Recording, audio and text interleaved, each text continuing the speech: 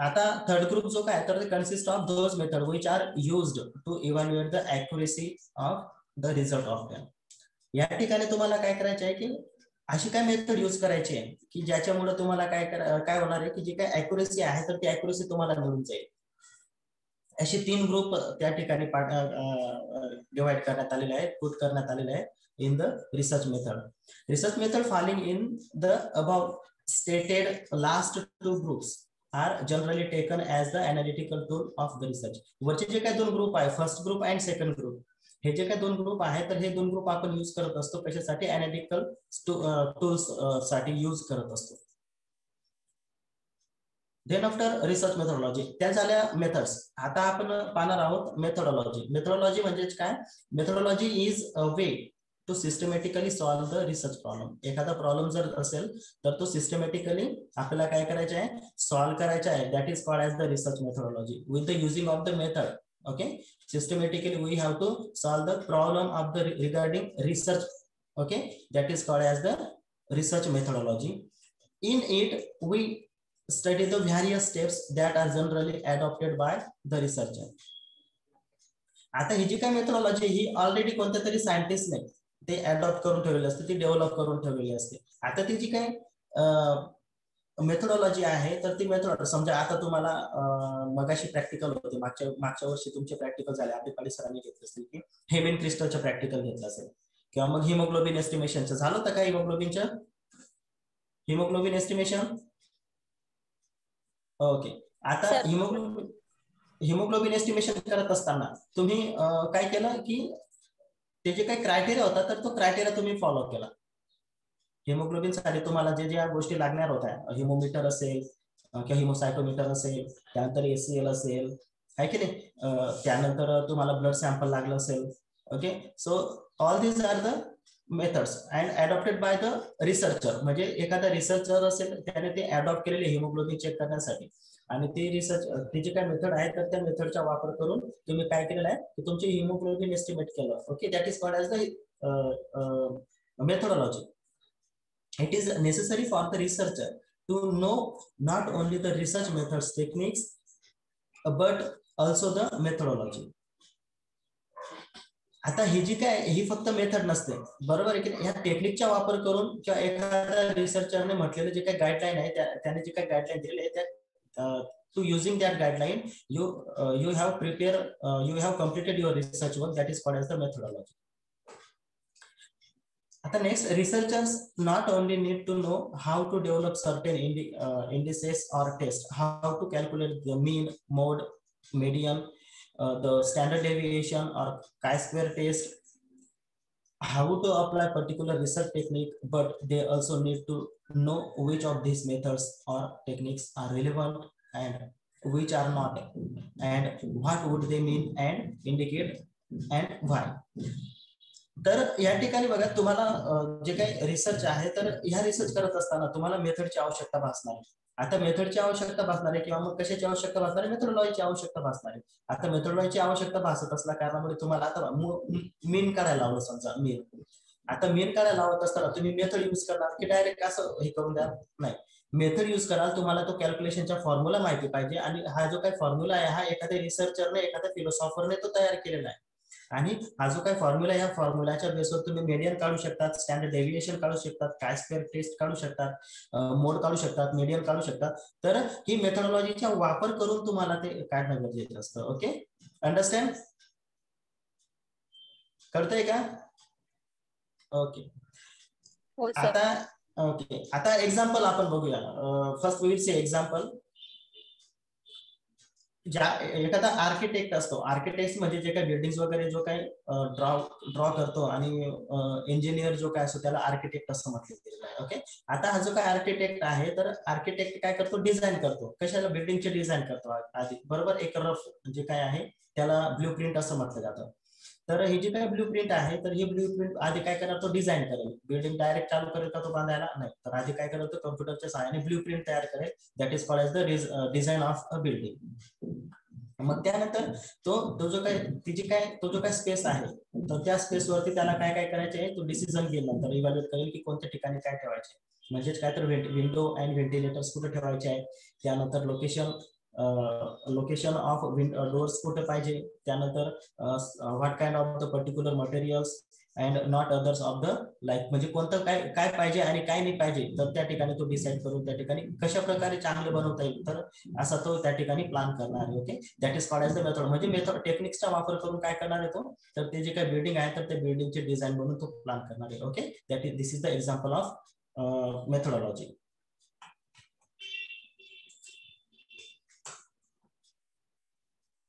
आता हे जे काही रिसर्च आहे, the research may divided into some types, various types of the research are there. The basic types of research are 4 types actually. First one is descriptive and analytical, second one is the applied and fundamental, third one is quantitative and qualitative, and conceptual as well versus empirical. All these are the types of the research. आता आपण one by one comparison करतो, what is the meaning of descriptive and what is the meaning of analytical. Okay, then after we will see in second applied versus fundamental research, then after we will see quantitative versus qualitative research, and then after lastly we will see the conceptual and empirical research. Okay, now we will see the one by one. Descriptive versus analytical. आता descriptive मध्ये काय असणार आहे, it include surveys and fact findings inquiries of different kinds. The major purpose of descriptive research is description of the state of affairs and as it exist at present. म्हणजेच काय, तर descriptive मध्ये तुम्हाला काय करायचं आहे की एखादा फॅक्ट जो काय तर तो अवेलेबल आहे ऑलरेडी इन एन्व्हायरमेंट. तुमच्या समजा झुलॉजी आहे आणि झुलॉजीच्या बेसवर तुम्हाला एखादी वस्तूची इन्क्वायरी करायची असेल, means example diversity of the butterfly from the night college. Okay, what kind of the butterflies are found in to the campus of the night college. ज्यावेळेस तुम्हाला कॅम्पस मधून रिसर्च करायचा आहे आणि तुम्हाला बटरफ्लायचा डाटा कलेक्ट करायचा आहे, तो डाटा कसा आहे ऑलरेडी आहे, फक्त तुम्हाला काय करायचे, सर्वे करायचे आहे. आता सर्वे करत असताना तुम्हाला काय करावं लागेल, मग त्याच्यासाठी तुम्हाला सगळी इन्फॉर्मेशन कलेक्ट करून करावी लागेल. Okay, that is the descriptive research.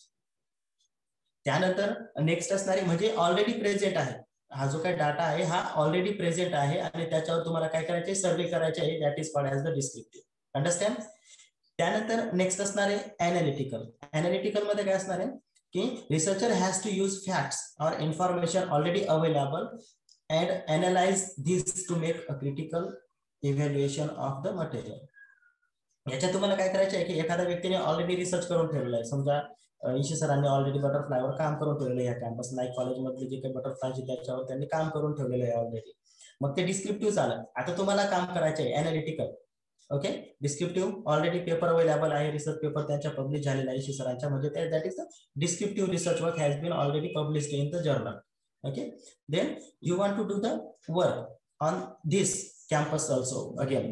Okay, then you should have refer my paper, and after the referring my paper you should analyze the research, and in that research you will analyze that kind of the butterflies, what kind of butterflies are there. जर तुम्हाला नवीन काहीतरी मिळालं त्या ठिकाणी की नाही ईशी सरांनी 10 butterfly शोधून काढले होते, परंतु कॅम्पस मध्ये 5 वर्ष अगोदरची गोष्ट आहे.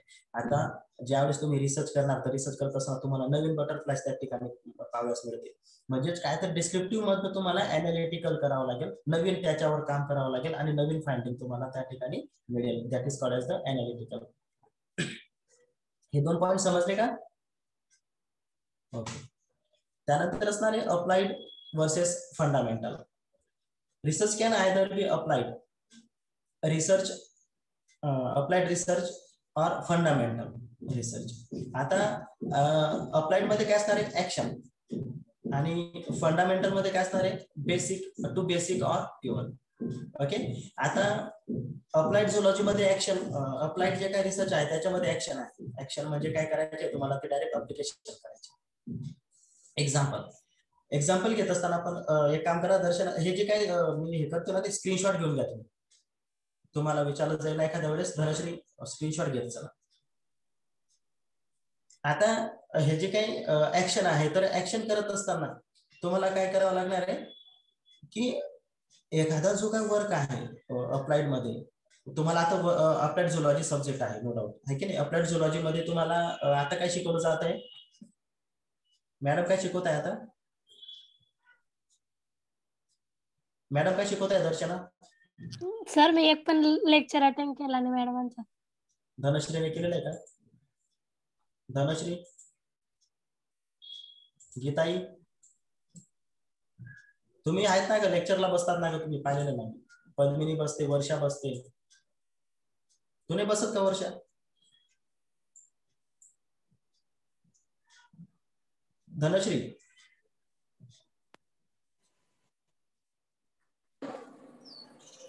सर बाकीच्या लेक्चरला आणि होती सर. बाकीच्या नाही होती का? ओके. अप्लाइड मध्ये काय काय आहे तुम्हाला टीचिंग साठी? काय काय तसं कोणता सिलेबस आहे मला सांगा. म्हणजे मी तुम्हाला इथं बघा तेच आहे बरं का. इथं अप्लाइडचे काय आहे तर अप्लाइड मध्ये तुम्हाला तेच शिकवायचे मला.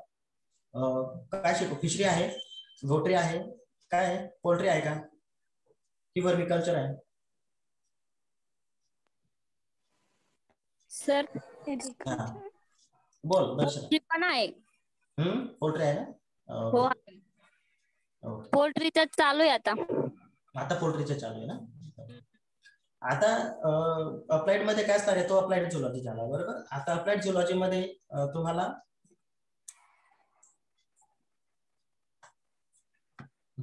अप्लाइड झुलॉजी मध्ये काय करायचे आहे की ऍक्शन करायचे. ऍक्शन करायचे म्हणजे समजा आता पोल्ट्री आहे, पोल्ट्री मध्ये तुम्हाला काय करायचे शिकायचे आहे फक्त. परंतु ते पोल्ट्री एक अप्लाइड बेस सब्जेक्ट आहे. म्हणजेच काय की हा जो काही पोल्ट्री आहे तर या पोल्ट्रीमध्ये तुम्हाला काय करायचे, त्या जे काही हेन्स आहेत तर ते हेन्स आणायचे आहेत आणि आणल्यानंतर त्या ठिकाणी तुम्हाला त्यांच्यावर ऍक्शन करायची. म्हणजे तुम्हाला इन्कम सोर्स वाढवण्यासाठी तुम्ही पोल्ट्रीचा वापर करायचा आहे आणि पोल्ट्रीचा वापर करून त्या ठिकाणी त्याचे कल्टिवेशन करायचे, ब्रीडिंग करायचे आणि येणारे जे काही एग्ज असतील किंवा मग त्याच्यापासून येणारे जे काही चिक्स असतील तर ते बाजारमध्ये जाऊन ते विकले जात असतात बरोबर. So this is the action okay for the beneficial purpose. त्याला काय म्हटलं जातं? अप्लाइड रिसर्च असं म्हटलं जातं. म्हणजे डायरेक्ट ऍक्शन केली जात असते. दुसरं एक एक्झाम्पल जर पाहिलं आपण, हनी ऍपिकल्चर आहे, सेरिकल्चर आहे, हे अप्लाइड रिसर्च मध्ये येतात. त्यानंतर फंडामेंटल मध्ये काय असणार आहे की टू बेसिक ऑर प्युअर. म्हणजे ऍप्लिकेशन जे काय करताय तुम्ही, ऍक्शन जे करताय तर ऍक्शन मधून तुम्हाला काय व्हायचे आता फंडामेंटल मध्ये यायचे. म्हणजेच काय तर बेसिक मध्ये किंवा मग प्युरिटी तुम्हाला मिळणार आहे. एक्झाम्पल आपण पोल्ट्री त्या ठिकाणी पोल्ट्री फार्म ओपन केलेला आहे. Okay, this is the applied research. तुम्हाला तो रिसर्च करायचा आहे की एक जी काही हेन आहे तर ही हेन छोटीशी घेऊन आल्यानंतर किंवा चिक घेऊन आल्यानंतर तिच्या किती केजी मध्ये रूपांतरित होत असतं, किती केजी मध्ये ती कन्वर्ट होत असते. That is called as the applied research. त्यानंतर प्युअर मध्ये काय असणार आहे की टोटल जो काय फार्म असेल तर त्या फार्म मधून टोटल तुम्हाला किती प्युरिटी मिळाली, किती प्युअर तुम्हाला प्रोडक्टिव्हिटी मिळाली. That is called as the fundamental. कळतंय? त्यानंतर applied research aims at finding a solution for immediate problems facing a society or an industrial business organization. Applied research मध्ये काय असणार आहे की अचानक उद्भवणारे जे काही आजार असतात अप्लाइड मध्ये. आपण हे पोल्ट्रीचे घेतलं. ओके, दुसरं एक्झाम्पल आपण बघू. हे जे काही लाईन आहे त्या लाईनच्या बेसवर तर इमिजिएट जो काही प्रॉब्लेम क्रिएट झालेला असतो तर त्या प्रॉब्लेमला फेस करण्यासाठी, आता समजा कोरोनाचा हा जो काही आजार आहे तर हा व्हायरस स्प्रेड झालेला आहे, पूर्ण जगात स्प्रेड होऊन गेलेला आहे, खेड्यांमध्ये पोहोचून गेलेला आहे बरोबर. परंतु त्यांना फेस करण्यासाठी इमिजिएट काय केलं जातं, कोविशिल्ड नावाचे लसीकरण केलं जाते. त्याच्यापेक्षाही एकदम फास्ट रेमडेसिवीर नावाचे जे काही इंजेक्शन आहे ते दिले जात असतात. That is the problem, immediate problem facing. म्हणजे फंडामेंटल पेक्षा अप्लाइड जे काय आहे तर ते ऍक्शन केलं जात असतं. जर एखादा प्रॉब्लेम झाला तर इमिजिएट ऍक्शन करणं, that is called as the applied research. आलं लक्षात? त्यानंतर whereas fundamental research is mainly concern with generalisation with the formulation of theory. आता या ठिकाणी तुम्हाला काय करावं लागेल की फॉर्म्युलेशन ऑफ थेरी करावं लागेल. फॉर्म्युलेशन ऑफ थेरी म्हणजे काय, फंडामेंटल रिसर्च मधून तुम्हाला आता फॉर्म्युलेशन ऑफ थेरी. आता ठीक आहे, ऍप्लिकेशन केलं तुम्ही, रेमडेसिवीर देऊन टाकले किंवा मग ते कोविशिल्ड वगैरे आहे ते, परंतु त्याच्या प्रादुर्भाव किती, त्याचे जे काही टाइम लिमिट आहे लसीकरणाचा तो 1 वर्षाचा आहे फक्त बरोबर. 1 वर्षानंतर परत ते लस घ्यावं लागणार आहे. आता एक मिनिट,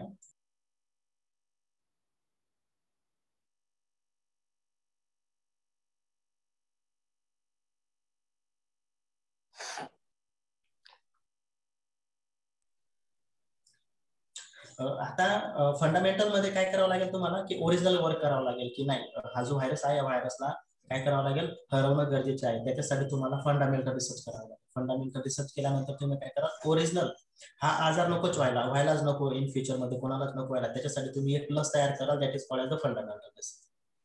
आणि हा जो काही अप्लाइड आहे, अप्लाइड मध्ये आता इमिजिएट काय करायचे, डायरेक्ट तात्पुरता आपल्याला काय करायचं, त्याला कंट्रोल करायचं आहे. कंट्रोल करण्यासाठी आपल्याला काय करावं लागेल, तात्पुरतं लसीकरण करून देणं गरजेचं आहे, that is called the applied research. समजलेलं आहे?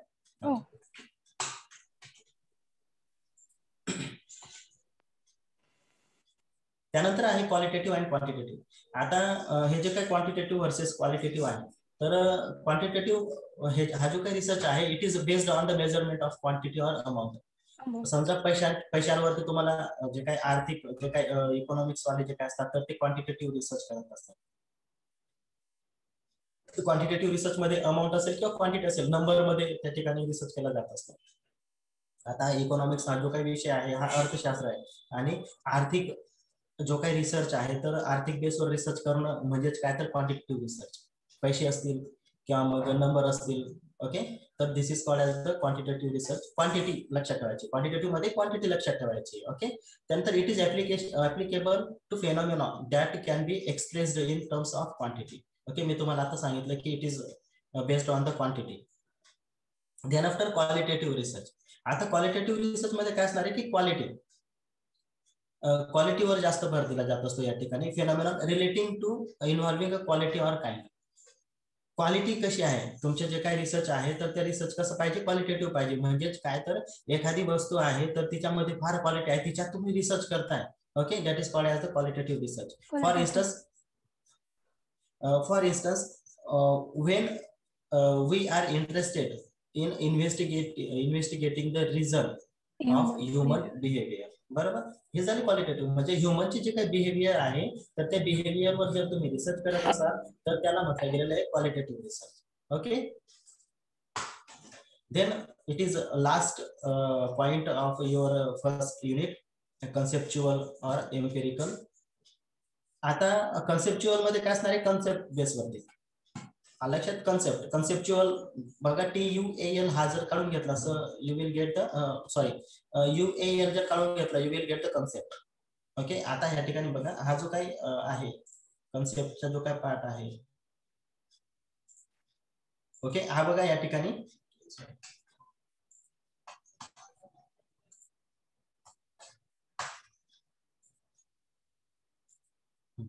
आता हा जो काय कन्सेप्ट आहे, ओके, कन्सेप्ट या ठिकाणी बघा कन्सेप्च्युअल दिसत आहे. कन्सेप्ट इट इज जर एखादा रिसर्च हा कन्सेप्टच्या बेसवर असेल, तर त्याला कन्सेप्च्युअल रिसर्च असं म्हणतात. या ठिकाणी आपण बघूया, conceptual research is that related of some abstract or ideas or theories, okay. It is generally used by philosophers and thinkers to develop new concept or to reinterpret extinct ones, okay, existing ones. आता या ठिकाणी बघा काय असणार आहे की एखादा movie तयार करायचा आहे, कन्सेप्च्युअल रिसर्च मध्ये एखादा मूवी तयार करायचा आहे. आता तो मूवी तयार करण्यासाठी जो काही प्रोड्युसर आहे, he has a lot of the concepts, okay, आणि त्या कन्सेप्टच्या बेसवर तो काय करत असतो, एक नवीन मूवी तयार करत असतो, आणि त्या मूवीच्या बेसवर त्या ठिकाणी तो पैसे कमवत असतो. ह्याला म्हटलं गेलं कन्सेप्च्युअल रिसर्च. दुसरं आहे आयडियाज. आता ॲब्स्ट्रॅक्ट ऑफ द आयडियाज. आता एखादा समजा शेतात एखादा प्रादुर्भाव झालेला आहे, एखादा नवीन आजार आलेला आहे, समजा शेती आपला इन द फार्म, ओके. आता त्या फार्म मध्ये प्रत्येक औषधी त्या ठिकाणी यूज केली गेली, परंतु तरी सुद्धा जे काही जो काही डिसीज आहे त्या क्रॉप्सवरचा, तर तो क्रॉप्सवरच्या डिसीज तो जातच नाही. तर तुम्हाला काय करावं लागेल, थेअरी यूज करावी लागेल किंवा मग एखादी नवीन आयडिया यूज करावी लागेल, ओके. आणि जर ती आयडिया यूज करून जर तुम्ही त्या डिसीजला, जो काही इन्सेक्ट असेल, तर त्या इन्सेक्टला तुम्ही कंट्रोल करताय, that is called as the conceptual research, okay. नवीन काहीतरी नवीन कन्सेप्टचा यूज करून तुम्ही ते कंट्रोल केलं, that is called as the conceptual research, okay. त्यानंतर नेक्स्ट असणार आहे एम्पिरिकल रिसर्च. एम्पिरिकल रिसर्च मध्ये काय असणार आहे, it relies on experience or observation alone, often without due regarding for system and theory. It is data-based research coming up with conclusions which are capable of being verified by observation or experiment. Okay, आता हा जो काही empirical research आहे, तर हा empirical research कसा असणार आहे मग, की ऑब्झर्वेशनच्या बेसवर असणार आहे. कशाच्या बेसवर असणार आहे? ऑब्झर्वेशनच्या बेसवर असणार आहे. Okay, and often without due regard for system and theory. यात थेअरीची किंवा मग सिस्टमची कशाची आवश्यकता भासत नाही, परंतु it is data based research. Okay, म्हणजे हा जो काही रिसर्च आहे हा डाटा बेस्ड असणार आहे, म्हणजे ऑलरेडी डाटा अवेलेबल आहे आणि त्या डाटाच्या बेसवर तुम्हाला काय करायचं आहे, पुढच्या रिसर्च करायचे आहे. That is called the empirical research. समजा आता ईशी सरांनी नाईक कॉलेज मधून बटरफ्लायवरती काम केलेले, तुम्हाला पूर्ण काय करायचे, पूर्ण शहादा तालुक्यातून काम करायचे. सो तुम्ही काय कराल, आधी माझा जो काही पब्लिश पेपर आहे तर तो पब्लिश पेपर बघाल, कोणते कोणते बटरफ्लाय सरांनी शोधून काढले आहेत, आणि आता मग तुम्हाला काय करायचे, पूर्ण शहादा तालुक्यातून पूर्ण रिसर्च, पूर्ण जे काही बटरफ्लाय येतात त्या बटरफ्लायवर तुम्हाला वर्क करायचं आहे. म्हणजेच काय, तर तुम्हाला डाटा बेस्ड रिसर्च करायचा आहे. डाटा बेस्ड रिसर्च म्हणजे काय, तर आधी ऑलरेडी डाटा अवेलेबल आहे आणि आता पण डाटा अवेलेबल आहे, परंतु तो कसा आहे, लिमिटेड आहे. बरोबर, आणि लिमिटेड असल्या कारणामुळे तुम्हाला आता तो काय करायचा आहे, वास्ट करण्यासाठी, म्हणजे पूर्ण शहादा तालुक्यातून तुम्हाला बटरफ्लाय शोधून काढायचे. म्हणजे आधी तुम्ही काय कराल, माझा रिसर्च पेपर रिफर कराल आणि त्यानंतर मग तुम्ही पुढच्या रिसर्च पेपर रिसर्च जो काय आहे तो रिसर्च कम्प्लीट कराल. That is called as the empirical research. Okay,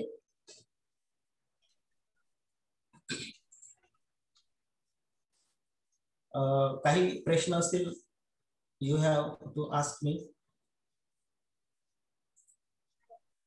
काही प्रश्न असतील तर विचारू शकता.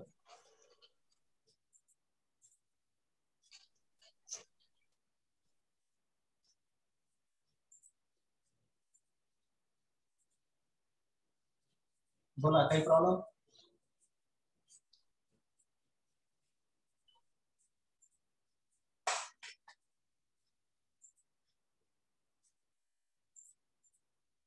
बोला मयुरी.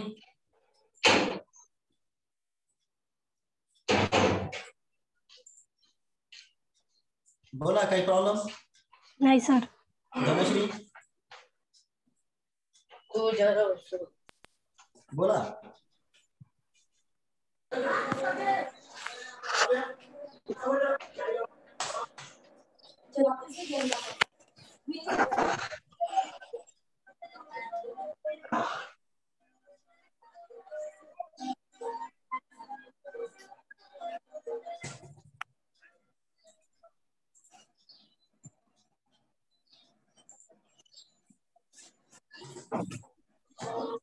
टॉपिक समजलेला आहे तुम्हाला?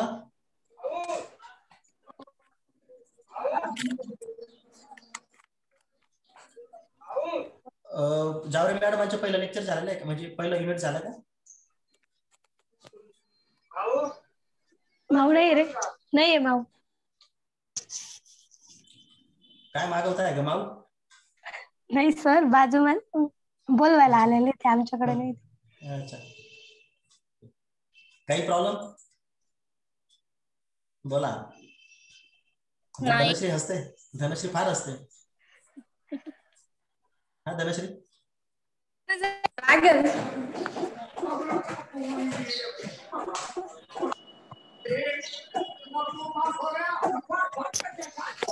सर बोला. रिझल्ट केव्हा लागेल म्हटलं? रिझल्ट लागेल ना, या 2 दिवसात लागून जायला पाहिजे. सर याच व्हायची पीडीएफ टाकून द्या ना मग निकालची. हा मी पाठवतो तर, हा चेक करतो, डाउनलोड करतो. ओके ओके, आपण इथं स्टॉप होऊया मग. हो. Okay bye. उद्या सेम वेळेवर यायचे. Okay, all the best and stay home. Okay, take care everyone.